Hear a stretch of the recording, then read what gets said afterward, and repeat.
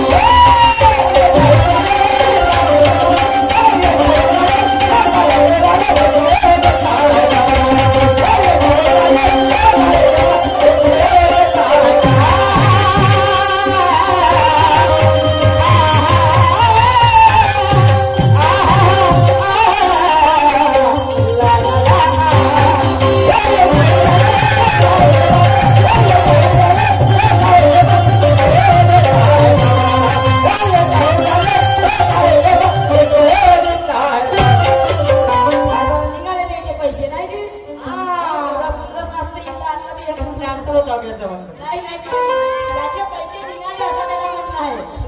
माझे पैसे पण निघाले आता. आणि म्हणून साहेबांनी आपल्या गाण्यामध्ये एका प्रश्नाची विचारणा केली होती. असा एक म्हणे संत झाला, असा एक संत झाला की म्हणे ज्याने आपल्या पहिले बापाला मारलं, त्यानंतर आपल्या आईला मारलं आणि त्यानंतर म्हणे आपल्या पत्नीला जिवंतपणे गाळून टाकलं. आपल्या पत्नीला जिवंतपणे गाळून टाकलं. तर काय तो आहे संत लक्ष्मीनारायण.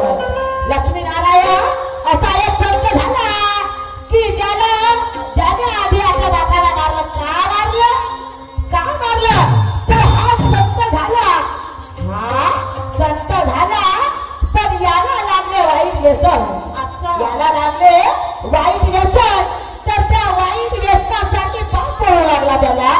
या वाईट व्यसनासाठी पाप पडू लागला. पण याच्या अंगामध्ये सडसडता रक्त होता. याच्या अंगामध्ये सडसडता रक्त होता आणि त्यामुळे त्याने बापाची सुद्धा एकही ऐकली नाही. त्यामुळे पाप समजवण्याचा प्रयत्न करू लागला पण त्याची ऐकलं नाही आणि बापाला मारून टाकलं.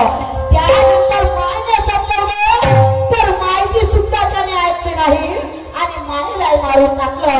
आणि आता राहिली बायको. नाही, बायकोचं कर्तव्य आहे आपल्या घरवाल्याला सांभाळणं आणि तिने शेवटीपर्यंत त्याला सांभाळण्याचा प्रयत्न केला पण तिची ऐकली नाही. उलट तिला जिवंत गाळून टाकलं. आपल्या बायकोला जिवंत गाळून टाकलं. तर आता तो संत आहे, त्याचं नाव आहे लक्ष्मीनारायण. त्याचं नाव आहे लक्ष्मीनारायण. आता मला तुम्हाला विचारायचं आहे साहेबजी की सदाशिव पेठ मधून त्या पेशव्याच्या काळामध्ये त्या पेशव्याच्या नगरीमधून एक अस्पृश्य समाजाचा व्यक्ती ब्राह्मणाच्या अंगातून गेला.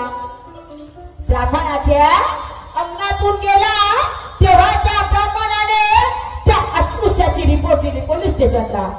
त्या अस्पृश्याची रिपोर्ट दिली पोलीस स्टेशनला. का रिपोर्ट दिली का दिली तर ह्या अस्पृश्याच्या सावलीने माझ्या अंगातले सर्व झाड सुकून गेले. माझ्या अंगातले ह्या अस्पृश्याच्या सावलीने सारे झाड सुकून गेले म्हणून त्याने रिपोर्ट दिली. तर न्यायाधीश ब्राह्मण असल्यामुळे त्या अस्पृश्याला 3 महिन्याची शिक्षा झाली. त्या अस्पृश्याला 3 महिन्याची शिक्षा ठोठावण्यात आली. तर असा एक वकील होऊन